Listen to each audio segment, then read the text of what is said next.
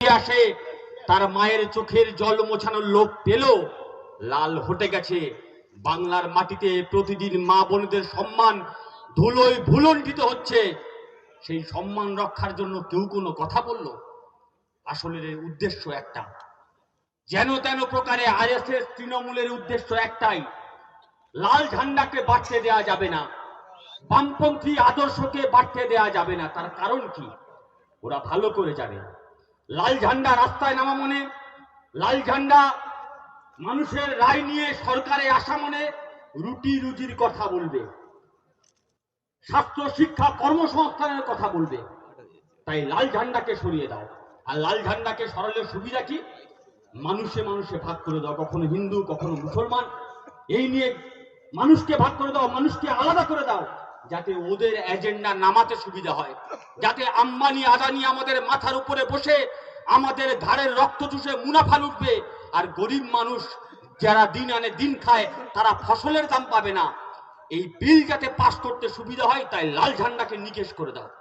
আসলে লাল ঝান্ডার নিকেশ মানে গরিব মানুষের, মেহনতি মানুষের অধিকারকে নিকেশ করে দেয়া। লাল ঝান্ডাকে শেষ করে দেয়া মানে গরিব মানুষের কথা বলার অধিকারকে শেষ করে দেয়া। রক্ত ঘাম জমানো পয়সা দিনে দিনে সঞ্চয় করেছিল, সেই পয়সাকে লুট করে নেয়া। তাই আমাদের সম্মেলন হয়েছে। সেই সম্মেলনে আমরা আলাপ আলোচনা করেছি আগামী 3টে বছর এই জেলা জুড়ে কিভাবে আমরা কাজ করব। আমরা আলাপ আলোচনা করেছি এই ডায়মন্ড হারবারে, যেখানে নাকি ডায়মন্ড হারবার মডেল, যেখানে নাকি উনি ছাড়া আর অন্য কারোর কথা চলবে না, সেই ওনার চোখে চোখ রেখে কিভাবে লড়াই করতে হয় তার ব্লুপ্রিন্ট আমরা এই কনফারেন্সে তৈরি করেছি। 1 ইঞ্চিও জায়গা ছাড়া হবে না, বিনা যুদ্ধে 1 ইঞ্চি আমরা জায়গা ছেড়ে দেবো না। সেই লড়াইয়ের প্রিপারেশন আমরা নিয়েছি। কি চলছে আজকের গোটা রাজ্যে, কি চলছে গোটা দেশে, গোটা ভারতবর্ষের যে বৈচিত্র্য, যে বৈচিত্র্যের মধ্যে ঐক্য, গোটা ভারতবর্ষের বিভিন্ন রাজ্য বিভিন্ন ভাষায় মানুষ কথা বলে, বিভিন্ন খাদ্যাভ্যাসে মানুষ বিশ্বাস করে, বিভিন্ন পোশাকে মানুষ বিশ্বাস করে। আপনি গোটা ভারতবর্ষের এই সংস্কৃতিকে, এই রাজ্যকে যদি আপনি ছোট ছোট ফুল আকারে দেখেন, সেই সমস্ত ফুলকে নিয়ে মালা গেঁথেছে। সেই মালার নাম যদি ভারতবর্ষ হয়, সেই মালা গাঁথার সুতোটার নাম হচ্ছে সংবিধান। আর সেই সংবিধানের অন্যতম রচয়িতাদের মধ্যে একজন আম্বেদকর, যিনি সংবিধানকে ভারতবর্ষের মানুষের জন্য নিয়ে এসেছিল, যাতে মানুষের অধিকার খর্বিত না হয়, যাতে মানুষের অধিকার এই ভারতবর্ষের মাটিতে টিকে থাকে। দেশের স্বরাষ্ট্রমন্ত্রী সেই আম্বেদকরকে নিয়ে বলছে আম্বেদকর আম্বেদকর আম্বেদকর। এত কেন আম্বেদকর করে? তো ভারতবর্ষের মানুষ আম্বেদকর আম্বেদকর করবে না, ঠিক সাবারকার সাবারকার সাবারকার করবে, যারা ব্রিটিশের পাচেটে মুচলেকা দিয়েছিল। এটা সেই ভারতবর্ষ, যে ভারতবর্ষের মানুষ এখনো মাথা তুলে কথা বলতে পারে, যে ভারতবর্ষের মানুষ যখন কোনো বড় লোক গরিব লোকের উপরে যখন অত্যাচার করে, গরিব লোক যখন নিপীড়িত শোষিত হয়, তারপরেও দাঁড়িয়ে তার সামনে কোথাও গিয়ে হয়তো আশার আলো থাকে, সে ওই বড় লোকের চোখে চোখ রেখে বলে তোমাকে আমি কোর্টে বুঝে নেব, কারণ সে ভালো করে জানে তার জন্য সংবিধান আছে। আর আজকের সেই সংবিধানকে আরএসএস বিজেপি নষ্ট করতে চাইছে, ছিঁড়ে ফেলতে চাইছে। আগে ছিল আইপিসি সিআরপিসি, বিজেপি আসার পরে বললো আইপিসি থাকবে না, বললো ন্যায় সংহিতা থাকবে। আসলে এটা প্রথম স্টেপ, প্রথম ধাপ। প্রথমে লিখেছে ন্যায় সংহিতা, আসলে ওরা চাপাতে চাইছে মনু সংহিতা। তাই এই আরএসএস বিজেপির বিরুদ্ধে আমাদের লড়াই, সংবিধান বাঁচানোর লড়াই, এ লড়াই আমাদেরকে লড়তে হবে। আর এ লড়াই যখন আমরা লড়তে যাই, তখন এই রাজ্যে তৃণমূল আমাদেরকে ভাঙন ধরাতে চাইছে, তলায় তলায় মানুষের কাছে বলবার চেষ্টা করছে লাল ঝান্ডা দুর্বল হয়েছে, ওরা পারবে না। তাই বিজেপি, আর আমরা বলি বিজেপি আর তৃণমূল কি আলাদা নাকি? রসুন দেখেছেন? রসুনের কোয়াগুলো আলাদা, কিন্তু পেছনটা ঠিক একটা জায়গায় বাঁধা আছে। আরএসএস বিজেপি হচ্ছে রসুনের একটা কোয়া, আর ওই পেছনে যেখানে বাঁধা থাকে ওই বাঁধাটার নাম হচ্ছে আরএসএস। এদের টিকি আরএসএস এর কাছে বাঁধা আছে, দুটো কোনো আলাদা দল নয়। এখন ডায়মন্ড হারবার জুড়ে, গোটা পশ্চিমবঙ্গ জুড়ে এখন মাঝে মাঝে কাবি খুশি কাবি গাম চলছে, ঝগড়া চলছে। পিসি আর ভাইপোর নাকি ঝগড়া হচ্ছে, বলছি এ টিম আর বি টিমের ঝগড়া। এই এখন নতুন করে একটা সিনেমা এসছে না, পুষ্পা সিনেমা ছিল, এখন পুষ্পা 2 বের হয়েছে। আগে তৃণমূল চলছিল, এখন তৃণমূলের পার্ট 2 বের হচ্ছে। আমরা বলছি পার্ট 2 বেরোক আর পার্ট 1 বেরোক, দুটো আলাদা কোনো জিনিস নয়। আসলে বিষয়টা এক। এই যে খাদান সিনেমা চলছে দেবের, ওদের সাংসদ খাদান সিনেমা হলে দেখছি ভালো চলছে, হলে গিয়ে মানুষ খাদান সিনেমা দেখছে, আর বাংলার মানুষ প্রতিদিন ভাইপোর খাদান লুট করার দৃশ্য টিভির পর্দায় দেখেছে। ফলে পশ্চিমবঙ্গের মানুষ জানে কারা লুট করে।